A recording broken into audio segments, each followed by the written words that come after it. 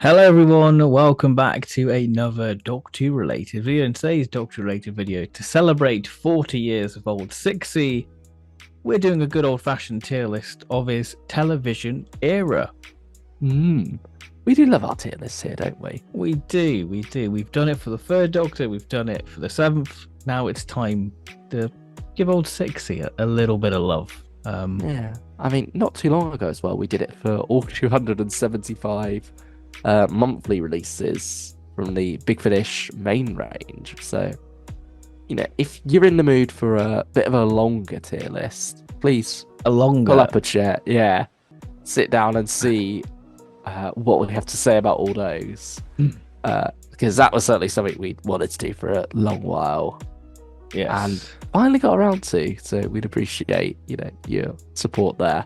We'd appreciate your support and time here as well, though. This should be a bit of a quick one because there's only 11 stories to talk about, or is there 8 stories to talk about? Because Oh, here we go. Here we go. the old numbering debate that comes up with Trial of the Time Lords. We don't have to worry about that yet. No, we don't. We don't. I mean, before we dive into the tier list itself, Yeah. shall we talk about Sixie himself, the Sixth Doctor? Why? Where do you stand with him? Okay, well, Twin Dilemma then.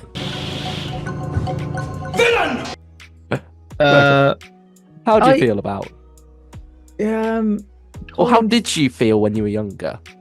I loved Sixie as a kid. Hmm. I loved his figure because he was like really detailed.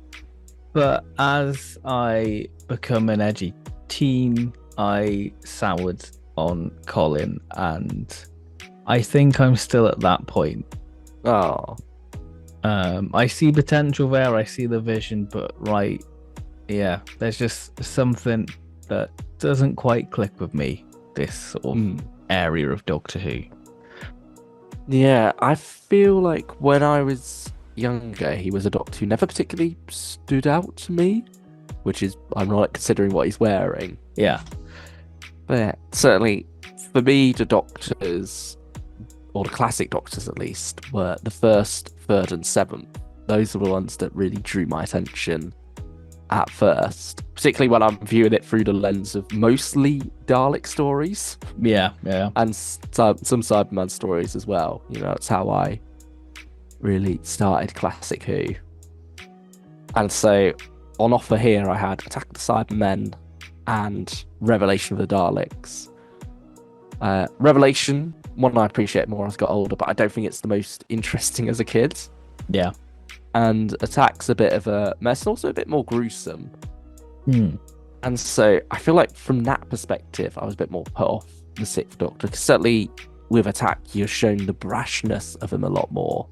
Yeah. I think that was certainly noticeable as a child. But, as I've grown older, particularly Big Finish has helped a lot. He is wonderful there. I But think I've there's also there's a disconnect, I feel, with me and Big Finish, Sixth Doctor, and TV. Yeah. I feel like with TV as well, because it's not an era I go back and revisit a lot, which might give you a clue of how the tier list is going to go. It helps that disconnect even more. And then when you go back and watch TV, you remember how much Big Finish has done for him. But also, I feel like there's a lot of greatness on TV as well. You could see the seeds being sown that Big Finish later got to reap the rewards from. Should we dive in with the Twin Dilemma? Yeah, let's go for it. A story we have reviewed in depth, and you watched for the first time in our Regeneration series, so check out that. Yeah, some more in-depth thoughts, but here, keeping it somewhat brief. It's not as bad as everyone says. No, it's not. But it's also not that great either. I think the first 2 episodes are really good. After that, it falls apart. It falls apart. I feel like there's not enough plot for 4 parts here. Yes. And it shows. It feels very dragged out. I'd probably say it's bad. Like looking at this tier. I think with this tier list, I think we should just put the Sixth Doctor era in a bubble and go, this is it, you know.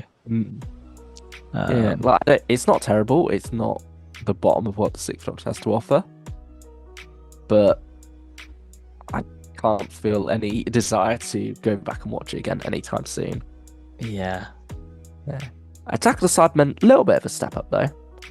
I think this is one of my favorite Colin stories. Yeah, I'd say it's certainly higher up for me, but still got a lot of problems to it. Does feel quite messy plot-wise. Yeah. It's very for the fan of the continuity it's going for, isn't it? Yeah. It's trying to do another Resurrection of the Daleks. I mean, if that works for you, I can imagine Attack works for you as well. Yeah. But if it doesn't work for you, you probably have the same opinions about Attack. You know, there's a lot of different plot threads going on, but it doesn't seem to know which one to focus on. And I think when we get to season 22, it's trying to work its new format of 45-minute parts. Yeah, but it doesn't quite know how to yet. And so you end up with very weird pacing. It feels like a usual 25-minute part 1 has been stretched out, and then parts 3 to 4 are truncated in for the end. Yeah. It's odd how much they seem to struggle with this new 45-minute format, despite, you know, you probably could just get away with writing a 4-parter. I mean, Resurrection of the Daleks was written as a 4-parter and then edited it into a double-length 2-parter. So, quite why the same approach wasn't taken here is a bit odd. I mean, obviously it doesn't have to be done that way, because you no longer have the necessity to force in a cliffhanger 25 minutes in. But yeah, at the same time, it feels like they did struggle, some of these stories, and I think they are let down a bit by the 45-minute format. Not that it's inherently bad. I mean, the new series has proved that it's not inherently bad. But yeah, certainly it does feel like a weird experiment. I think it's also another reason I don't touch Colin's era as much, because you got to commit to sitting down for a bit longer. Yes. You can't just get away with a 1-parter, go away, do something else, come back and do another part. Yeah, particularly with some of these stories, you're sort of a bit more like, do I really want to risk committing that time to it? Or the thing is with this season 22 is you'll probably get half of part 1 with the Sixth Doctor and Perry in the TARDIS doing nothing around the actual plot. Like I say, it's part 1 of a regular story dragged out. Yeah. It's odd. I mean, I'd go okay or good for Attack of the Cybermen. If it was me, I'd put it in great. Should we settle on good? We're settling good. That's sort of middle of the road for us. Yeah. I mean, this is going to be an interesting one, because I think a lot of our opinions are a bit different here on. This is an era I'm not overly positive on, and I don't like saying that, but you know, everyone's got their fans, everyone's got their slice of Doctor Who, and you know, this just isn't mine. But nevertheless, we're looking back with smiles on our faces because we're celebrating. Yes, love you, Colin. You're a lovely man. He's not watching this. We're fine. He's not. It's fine. We can slag him off. No, he is wonderful. Yeah, he's great. That's the thing. I cannot fault Colin. No. He's always there. He's always present. But Vengeance on Varos, I like it actually. I rewatched it last summer and I found it quite depressing, and I didn't like it. Again, it's got the same issue. It's just, we're stuck. We've run out of juice. I know we need to go to this planet, and but it's not a very nice planet. I think a lot of what it's got to say is quite interesting Yeah. about entertainment, what we derive entertainment from.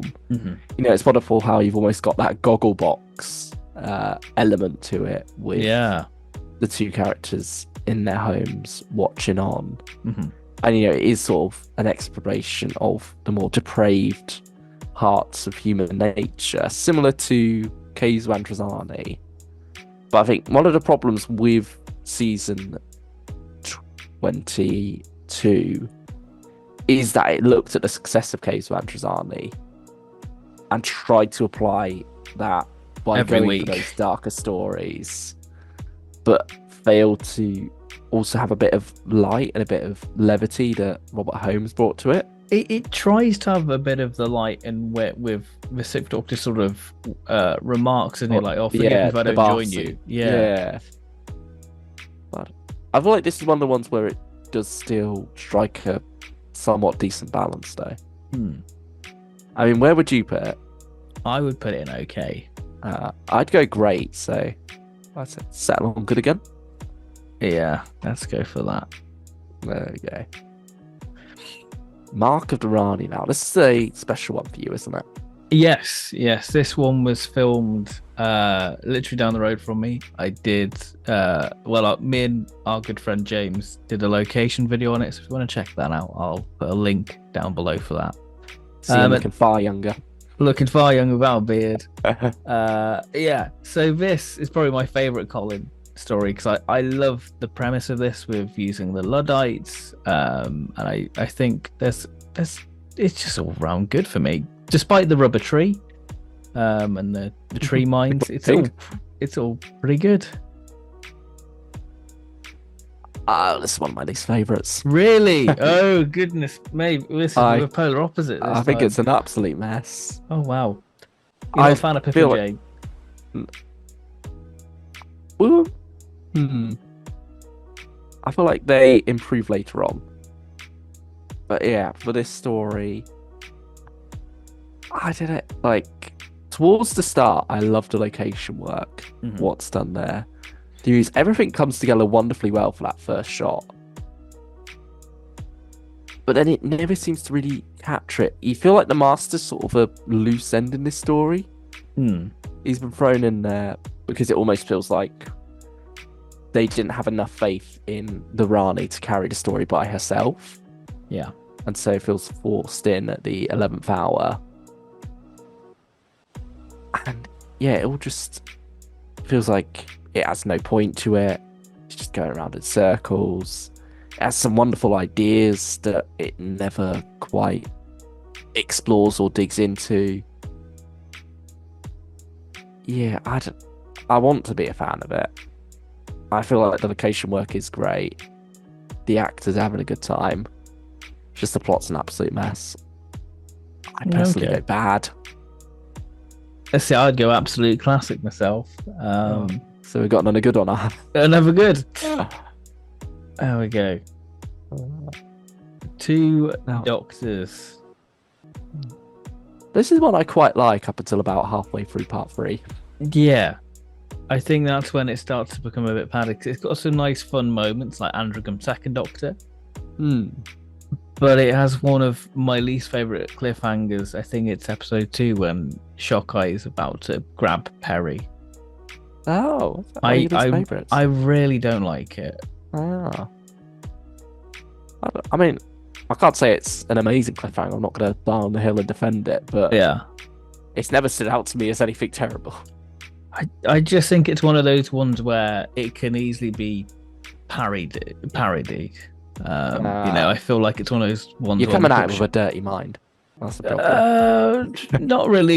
I can see on sort of like Harry Hill's TV burp going Doctor Who moment of the week, and it's just that woman trips down a hill, and it's like, oh, all right. The Michael Grade one. Yeah, it's that. It's the Merca moment where if you could easily put it on there and people go, Doctor Who's not that great, is it?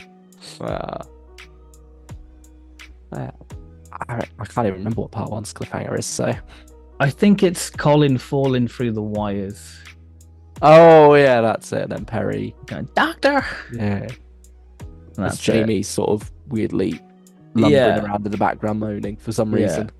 It feels like it was. Yeah. Yeah, I do like a lot of the space station stuff and Hmm. that setup. And obviously Patrick Troughton's back here. Yes.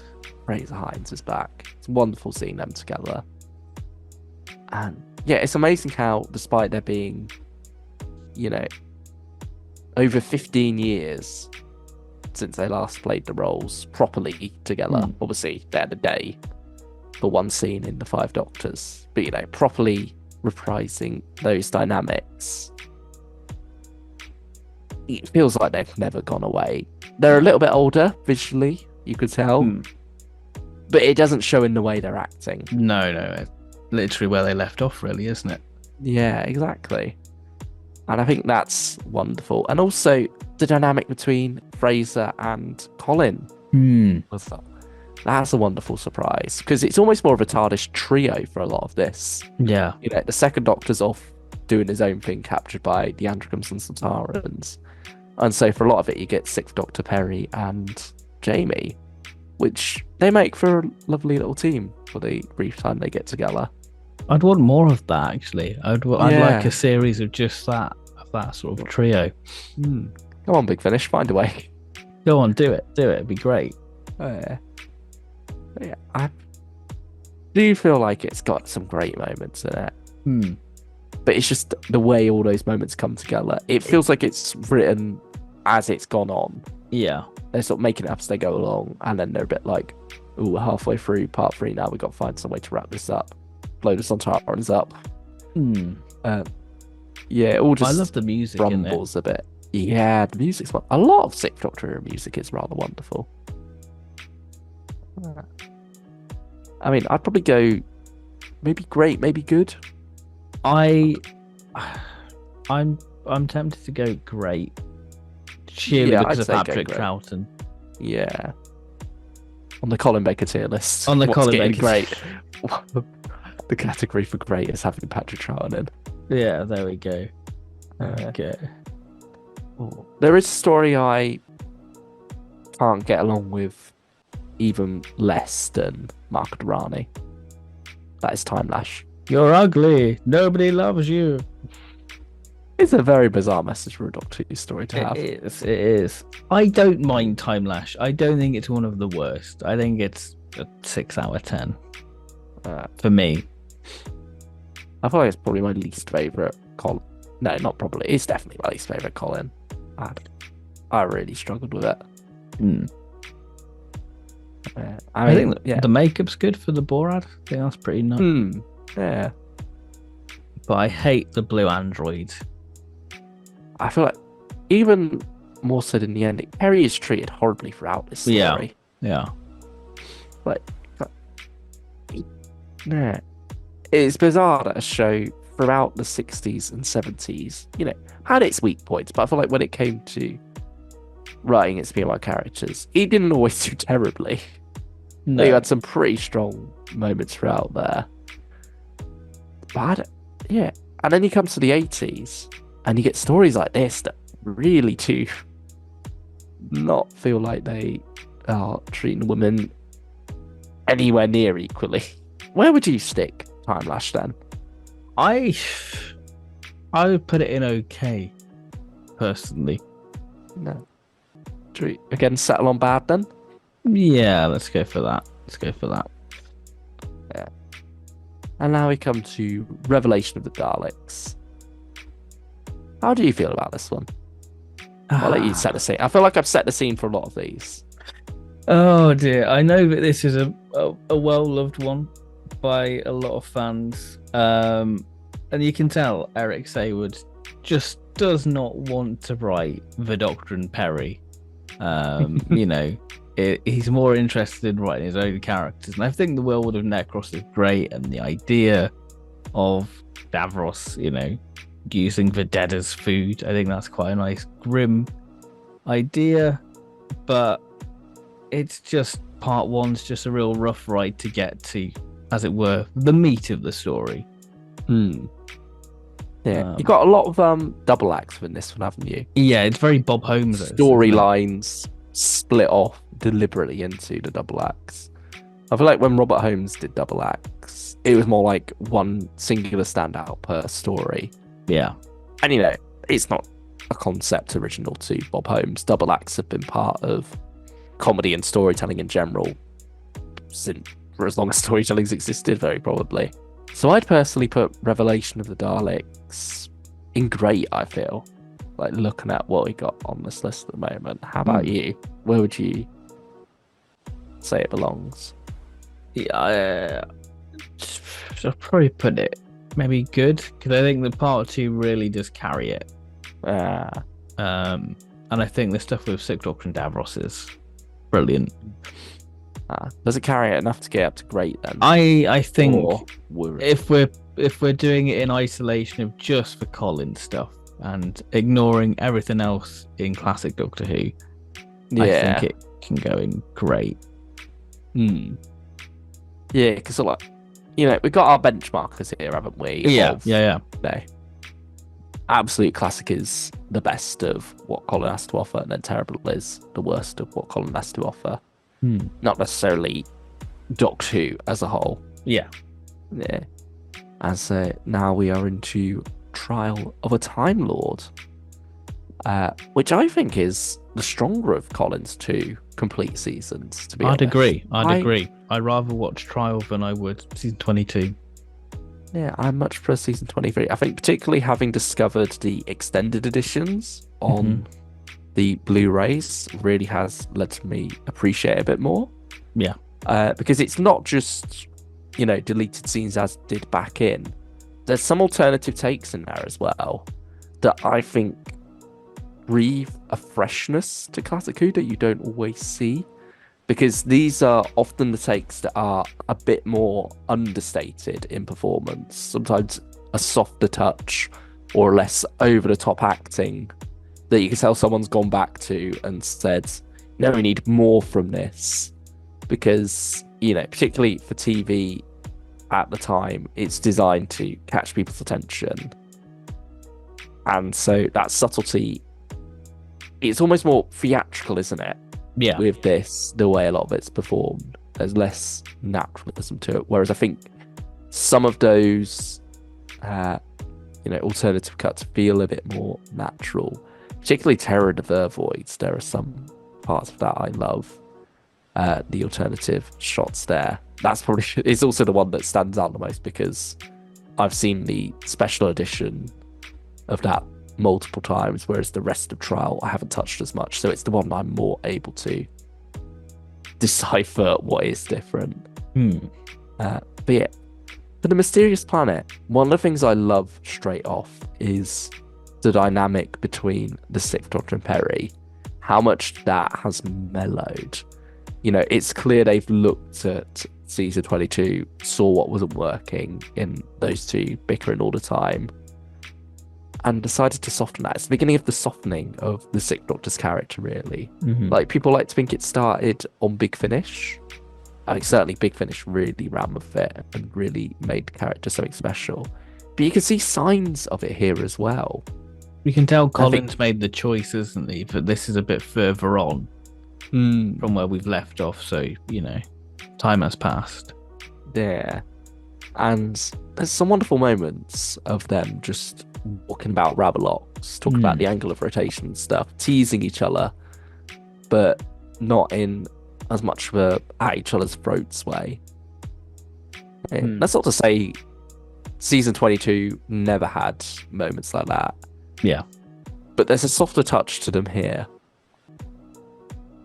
I love Glitz and Dibber as well. I think Glitz is great best here. Yes, I probably helped by Dibber. I feel like because they are designed as this double act. They are a bit like Rodney and Del Boy in some ways. Yeah. Glitz particular, you could tell there's some Del Boy in him. I love the design of Drafro as well. I think that's a great robot design, and even sort of the robot on the tracks. That's pretty good for 80s Doctor Who, I'd say. Yeah, there's some ropey sequences where you can tell it's sped up a bit, or sort of awkwardly standing. There's one time where Colin's awkwardly pulled onto it. Yeah. It does look a little bit rough, but yeah, for the most part, I mean, it's probably as good as the robot from Sontaran Experiment. Yeah. If not better. So, there's that. I think I like a lot of the world building with the Tribe of the Free and, the underground. There's some great jokes there as well. You can tell it's a Robert Holmes story from those jokes about, Moby Dick and the great author HM Stationery Office. Yeah, yes. Yeah, I think I do have a good time with this one. I think it's nothing amazing. I think it's certainly, for a Robert Holmes story, it does leave a little bit to be desired. Yeah. But, yeah, I'd probably put it in good. Okay. Maybe great. How about you? I see, I'd be tempted to put it in great. Yeah, I'll allow great, actually. That's a bit of a shocker. Step up. Yeah, now we come to Mind Warp. How do you feel about Mind Warp? I just think I'm not a fan of Philip Martin's writing, to be honest. It is on a bit of a bleak one. I think this almost a Season 22 throwback.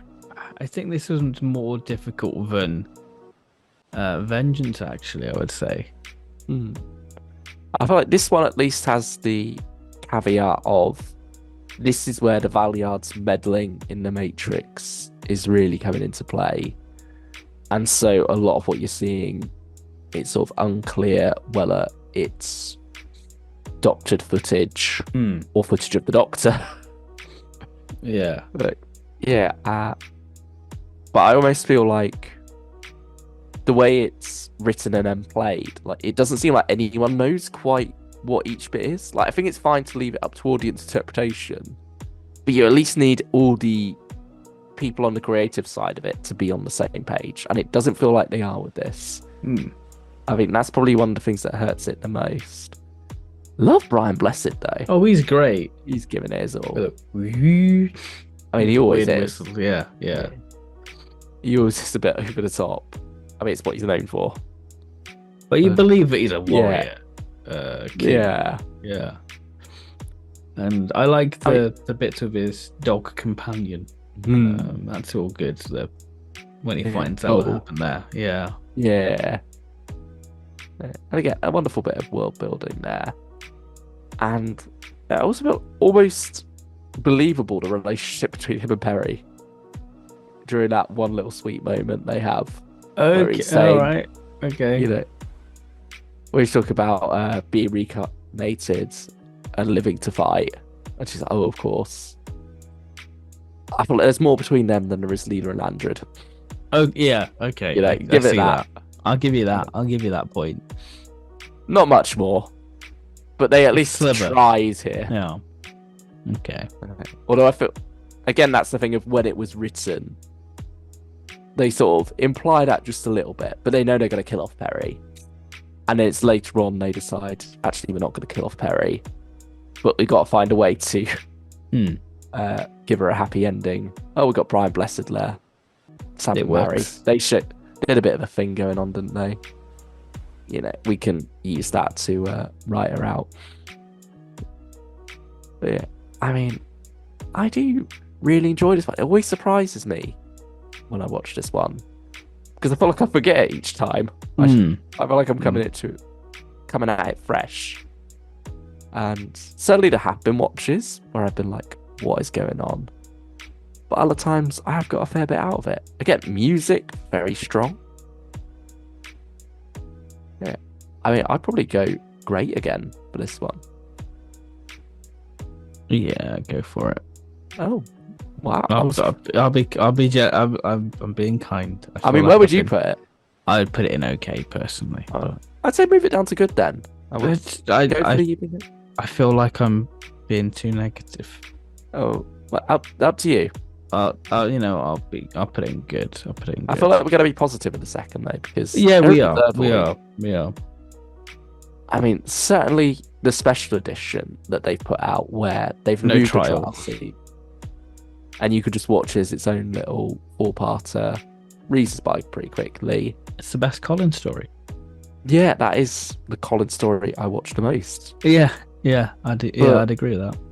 At the same time, I do really rate the extended edition as well. What that adds in, I feel like that's when a lot of the trial stuff really gets interesting as well. And yeah, it does all come together rather wonderfully. I think this story, I'd probably say it's absolute classic. I think some that's got to go in there, and looking at the options we've got left, it has to be. It's your classic whodunit, isn't it? Really. I mean, yeah, it's very much harkening back to Robots of Death, isn't it? Yeah. It does feel like a more classic 70s style story, really. It's, back to basics, Who. Introducing a new companion, kind of. It is Mel's first story, but it's not her first travel in the TARDIS. And yeah, I think she makes a very good first impression. Yeah. I think this is probably Mel's strongest story, even. Yeah, I'd say so. Yeah, the television stuff. Yeah, absolutely. Certainly the strongest Pip and Jane Baker story. That's pushing. No. Is it? Who knows? Well, without the trial scenes, yeah, absolutely. Yeah, I'd agree with that. Yeah, but Mel in particular has a lot of agency in this story as well. And I think that's undersold by a lot of fans when they look back at her character and just see the screaming. I think particularly in this story, she is very well written. There's a lot for Bonnie to do. A lot for her to sink her teeth into. Yeah, and then, I mean, the Vervoids can be a bit scary. Yeah, it can be. It's like a crinoid, isn't it, in a way? Yeah. Certainly, the murder mystery as well is intriguing. It keeps you invested. You are hooked to find out who actually did it. What is going on here? There's lots of twists and turns, other murders in there as well. Lots of characters having something else to hide. Got a hijack thrown in. It's one of those ones that's got a lot going on, but it feels refined. It doesn't feel like everything's going off in all different directions. It does feel like it's all pushing towards the same end goal. So yeah, Terror of the Vervoids, absolute classic. Yeah. Who'd afford it? Who'd afford it? Who'd afford it? Yeah. And now we come to the ultimate foe, where the trial is wrapped up. It's a bit of a mess. I really like this one. Oh, both parts? Yeah, I really enjoy it. I love the whole sort of fantasy factory thing. It's very sort of Celestial Toymaker, isn't it? That I love that sort of being in the Matrix and that. I love all that side of it. Yeah, I think certainly. It has some creepy moments as well, with the children singing and such. And the Sixth Doctrine in Industrial Revolution setting, yes, does seem to fit. It is a vibe I like about Mark Rani and this story. I was going to say, Sixth Doctrine really suits the more historical settings. Yeah, I mean, certainly. Some of his best big finishes are there. Yeah. I feel like my main problem is part 14/part 2 of this story. But I can see why it turned out that way. Because, firstly, you've got the tragic passing of Robert Holmes before he could complete the script. Then you've got the complete destruction of Eric Saywood and JNT's working relationship to the point that he refuses JNT to use any of the script. So at the 11th hour, he's got to get in Pip and Jane Baker to do a second half of the story that they're not allowed to know the original plan for. They legally couldn't know anything, so they just read part 13 and then wrote part 14 based on how they think, it could go here. Which is why oddly some bits are dropped, it feels like. The whole thing of the Valeyard wanting the Doctor's lives is sort of dropped in favour of a more generic Valeyard trying to kill the members of the High Council at the trial or something. It all seems to get a bit confusing towards the end. And also feels a bit more slapstick. I don't, it becomes a bit more messy. But in the circumstances of how much time they had to write it, I can't hold it against them or anyone working on this. And I mean, yeah. And then you come to Time of the Rani as well. That's another one that had to be written very late in the day without a script editor. So I think Pip and Joan Baker do get a bad rap.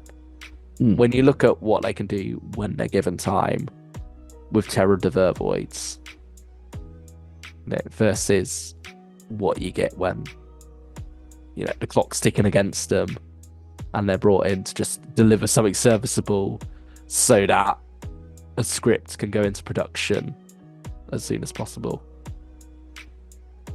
I think it's a shame how this ends, because like I really enjoyed Trial up to this point. As it gets going, as you get engaged with it, I love the, you know, like you say, the Fantasy Factory, all that stuff up in the Matrix there, the potential that had.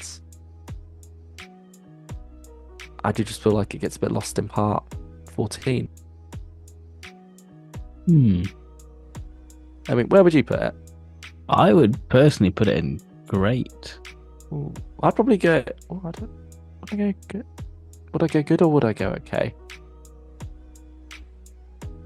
I don't, because part 13 is still a very strong. Yeah, it's really good, isn't it? Is part 14 where most of my issues lie, and even then, I think it has its good moments. You know, I'll go great. Okay. There we go. There we have it. Old 60. The most interesting tier list I'd say we've done. Yeah, probably. I think there's certainly some that will surprise some people. Yeah, Terror of the Vervoid especially. Probably the one that we've had the most differing opinions on. Yeah. Like, often I feel like it's more a case when we're mediating between something. We're both generally of the same opinion, but we're not quite at the same level of it. Yeah. Whereas with this, there's been some like Mark of the Rani where you're really in the camp of, oh, it belongs right at the top, and I'm in the camp of, oh, it belongs right down at the bottom. Yeah. So that's why it's ended up in the middle. Yeah. I think that's probably why a lot of it has ended up in good. Looking at those stories, actually, there's not a single one I would put in good. They've ended up there because one of us has either wanted it higher or lower. Yeah. It's just ended up in the middle. But yeah. That's just the way our tier lists work, isn't it? It is, isn't it? It's all nice opinion. Nothing. Yeah. We're not wrong. You're not wrong. You know, every opinion's valid. Yeah. I mean, if you want to do this tier list yourself, there will be a link down in the description. We did not make this one. No. We found it. Thank you to the original creator of it. There we go. The Who Critic. Thank you, the Who Critic. There we go. And yeah, it's 40 years of the Sixth Doctor. You better at a big finish. Happy birthday, Colin. Well, not Colin himself, but old 60 then. All right, pedantic. Thank you all for watching. Share your opinions on these Sixth Doctor stories.